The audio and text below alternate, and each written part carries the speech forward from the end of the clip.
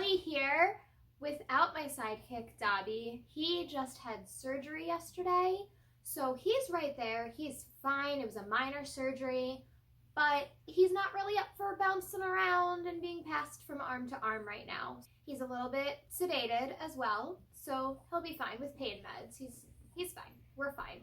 So I already had to go and redo the makeup that I had started letting go today because a package just arrived, and at first I was upset because it made Dobby jump off the couch and run and bark at the door, which he's not supposed to do. But then I saw what it was, and it was a box from Simon & Schuster. And I was confused because I wasn't expecting anything. There's one book that I won at BookCon that I don't even think was from Simon & Schuster.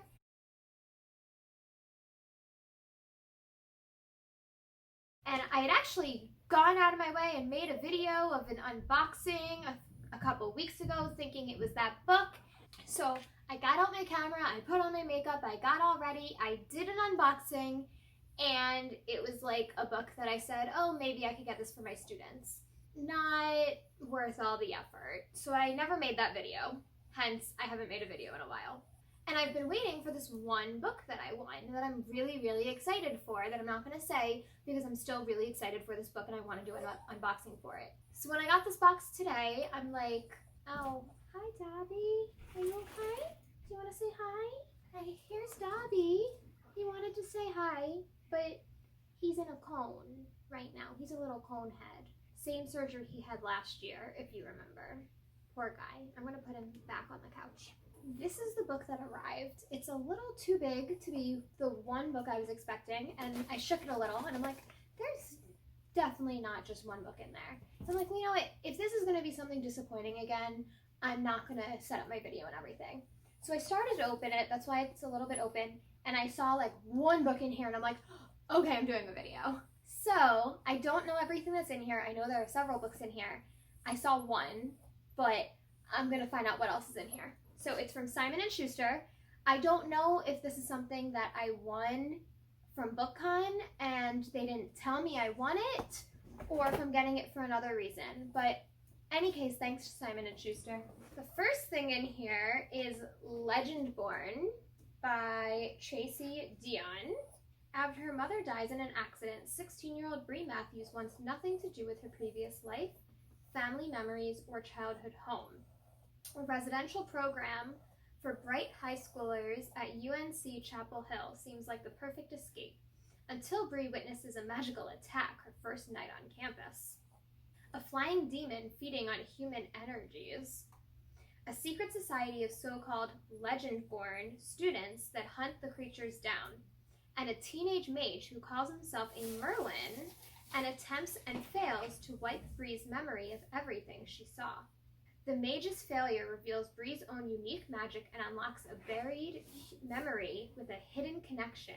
The night her mother died, another Merlin was at the hospital. Now that she knows there's more to her mother's death than what's on the police report, Bree will do whatever it takes to find out the truth, even if that means infiltrating the Legendborn by becoming one of their initiates.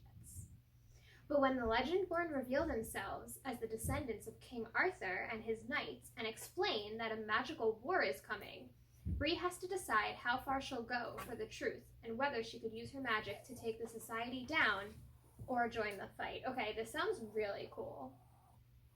I'm like kind of excited for that. This is the one that I saw and got excited about. The Black Kids. I think this actually came out today. Oh no, it comes out in September. I lied. I think people were just talking about it today. But yeah, I've heard a lot about this one. I'm super excited. It's actually not the type of book I'll normally read because it's historical fiction, and I don't usually do historical fiction, but I've heard such amazing things about this book, and I'm so excited about it. Los Angeles, 1992. Oh, that's not that historical. I thought it was more historical than that. Ashley Bennett and her friends are living the charmed life. It's the end of senior year, and they're spending more time at the beach than in the classroom. Ashley's not always so sure she actually likes her friends these days, but they've been besties since kindergarten. Everything changes one afternoon in April when 4 LAPD officers are acquitted after beating a black man named Rodney King half to death. Oh, it's the Rodney King. That's what it was. I knew. Okay, yeah.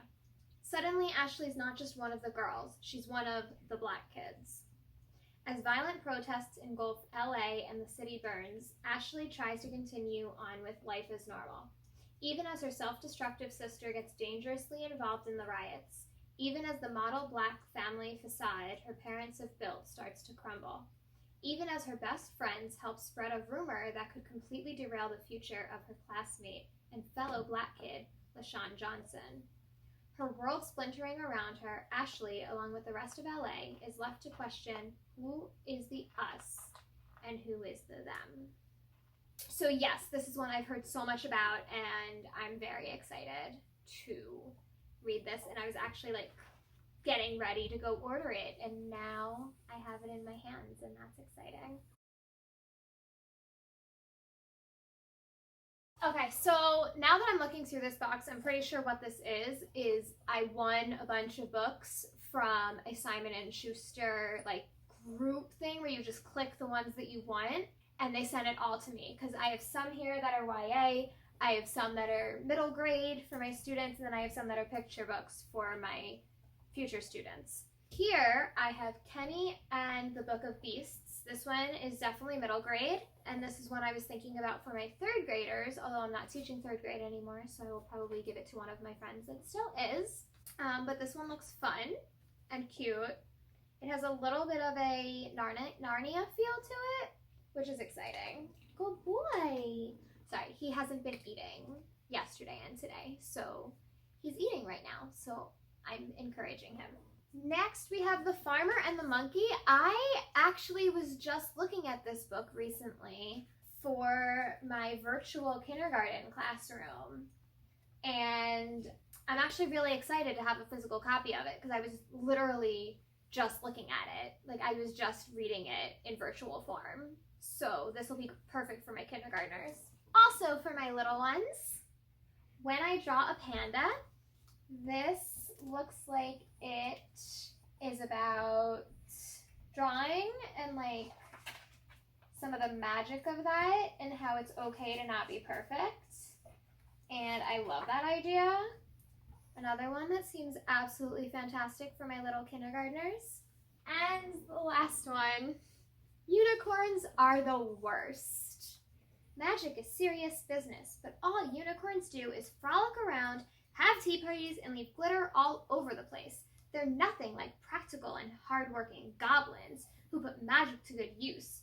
Unicorns aren't helpful at all. I'm guessing this is told from a goblin's point of view, and that is kind of fun. Oh, it looks like it's told from an elf's point of view. But that's really fun. I'm excited for this. All right, so there's my selection. I got 2 YA, one that's like college level and one that's a little bit lower, but like one I've been really, really looking forward to reading. I got 1 middle grade, and I got 3 for my little babies that I'm gonna start teaching soon. So I think that was altogether a pretty good haul, especially because it was all free and it just kind of appeared at my door. So that is it. If you like this video, don't forget to give me a thumbs up, follow me on Twitter at RitaGonnaRead, just like my YouTube channel, and subscribe by clicking down below or up there. I'll talk to you next time.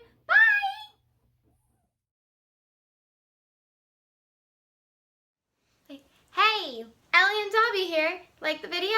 Come subscribe. Do it right now. Click it.